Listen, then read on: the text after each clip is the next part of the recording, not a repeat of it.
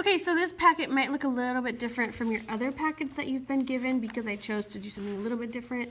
So we are actually starting with concept number 1. This is theoretical and experimental probability. So if you would like to, at the top you can write concept number 1 so that you know this is concept number 1. Okay?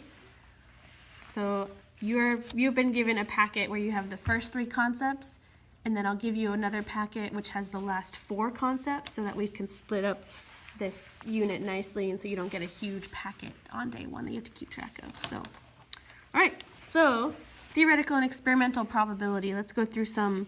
This is spelled wrong. This is vocabulary. I didn't make this, in case you're wondering. Okay, vocabulary. So the very first word is probability. Probability is the measure of how likely an event is to occur. Probabilities are expressed as percentages, 0% through 100%, or as real numbers, 0 through 1, as a fraction. So you can put a fraction. Okay, so you could say 50% would be 1/2. Okay, so a percentage or a fraction. Okay, the outcomes are each possible result of an experiment. We call those outcomes. Okay, so we have probability outcomes, and then the set of all possible outcomes is called the sample space.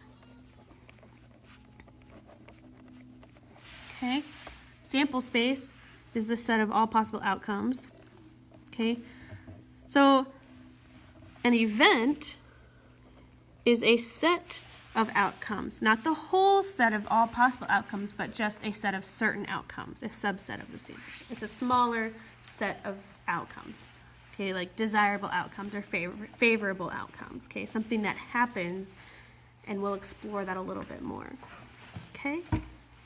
So theoretical probability, let's get real into it. Theoretical probability, you could abbreviate probability if you want. So if a sample space has n equally likely outcomes and an event E occurs in m of these outcomes, then the theoretical probability of event E is, this is a lot of just big words and letters, so just bear with me. Okay, so the probability of an event, the theoretical probability, we call it m over n. So m, outcomes, over sample space. That's it. So we're going to write that over here. The number of favorable outcomes, what we want to happen,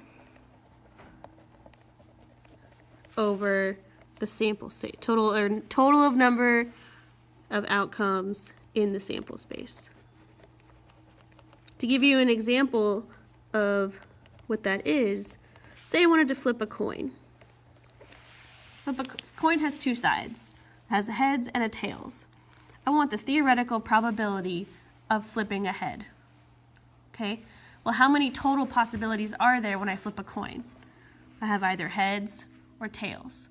So there's 2 possible outcomes when I flip a coin. So the probability of gaining a head, which is 1, is 1 over 2, or 1/2. That's the theoretical probability of flipping a head on a coin. So there's your example. Okay. The complement, this next one, not complement like, oh, you look so nice, but complement as an opposite. So complement, not I. The complement, so the sum of all probabilities in the sample space is 1. That's really important to remember. The complement of an event E is the set of all outcomes in the sample space that are not E. So if I wanted to flip a head, the complement of flipping a head would be flipping a coin, or flipping a tail. Okay, so here's how you write the probability of the complement. So probability, P stands for probability, of not that event equals 1 minus the probability of that event. Okay, and we'll do more of this together. Okay, so we've talked about probability, outcome, sample space, event. Let's put stars next to these, that way we know what the heck we're looking at here. Event, theoretical probability, complement. Now we have another one We have theoretical we've talked about. Now it's time to talk about experimental probability. And I'm going to abbreviate probability. Okay? Experimental probability. So in a simulation, you can estimate the probability of an event by using data, observations. Okay? Each repetition of an experiment is a trial, the ratio of frequency to number of trials. So basically all this is saying how you find experimental probability is you run a bunch of experiments and you tally up how many times a certain event occurs out of the total number of trials you've held. We're going to do that in class, so it's going to be pretty awesome. Okay? So probability of an event, the experimental probability of an event, so it's important we distinguish between these two, is the number of times an event occurs. So if I want the experimental probability of rolling heads, I'm going to keep, or flipping heads, I'm going to keep flipping a coin and keep tabs on how many times head shows up, and then out of the total number of times I flipped it, so total number of trials. Okay, we're actually going to do this with dice and coins and maybe cards as well. So we get to see bunches of different types of theoretical probability versus experimental probability. Okay, so these are all of your vocabulary words you're going to need to know for this first concept. I know it's a lot, but this is real life stuff, okay?